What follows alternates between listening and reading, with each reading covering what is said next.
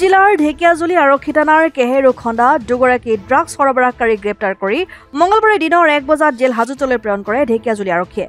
উল্লেখ্য যে ঢেকিয়াজুলি আৰক্ষীয়ে গোপন খবৰৰ ভিত্তিত নিশা কেহেৰু খণ্ডাত তীব্ৰ তালাচী চলাই দুগৰাকী ড্ৰাগছ সৰবৰাহকাৰীক আটক কৰে। লগতে আটকাধীন ড্ৰাগছ সৰবৰাহকাৰী দুটাৰ পৰা 59টা কণ্টেইনাৰ সহ 8 গ্ৰাম ড্ৰাগছ জব্দ কৰাৰ লগতে 2টা মোবাইল ফোন আৰু AS12AJ 4039 নম্বৰৰ এখন স্কুটি জব্দ কৰে ঢেকিয়াজুলি আৰক্ষীয়ে। আটকাধীন ড্ৰাগছ সৰবৰাহকাৰী দুটাৰ নাম হৈছে ৰফিক আলী আৰু ৰুস্তম আলী। দুয়োৰে ঘৰ ঢেকিয়াজুলিৰ কেহেৰু খণ্ডাত। আমি নকৰোঁ ছাৰ। কোনে কৰে? ইহঁতেহে জানে। ইহঁতে কৰে। আমি নাজানো। ঠিক আছে, তোৰ লগত আছিলি? মই লগত মানে মোক লৈ আহিছে বেলেগ, সেইটো পলাইছে। সেইটো আমাক যাক দিয়ে সেই মোবাইলত কণ্টেক্ট হয়। কোনে দিয়ে? এইটো আপোনাৰ কি জান এইটো আপোনাৰ এই যে হেৰি যে তোমার নাম কি এটা পটল পাতা নহয়,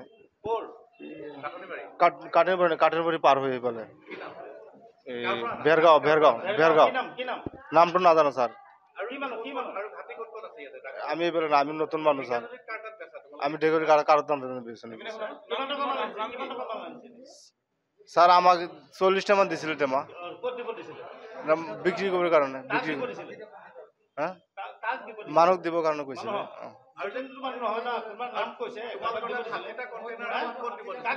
মোক খাটিটা দিয়া নাই স্যার, খাটিটা মোক দিয়া নাই। 40টা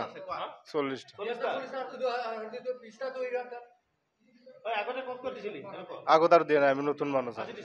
আমি আগত দিয়া নাই আর আমি মোবাইলত কন্টেক্ট হয় স্যার। এটা স্যার এটা টেমা 500 টাকা করে। 20টা আছিল। মোৰ লগত নাছিলে, এটাও নাছিলে। মই ইয়াৰ লগত নাছিলো। যিটো আছিলে সেইটো পলাইছে। না এইটো মোবাইলত স্যাৰ কন্টেক্ট, মোবাইলত নম্বৰ আছে স্যাৰ। ঢেকিয়াজুলিৰ পৰা প্ৰশান্ত বৈশ্যৰ ৰিপৰ্ট, অসম আদিত্য।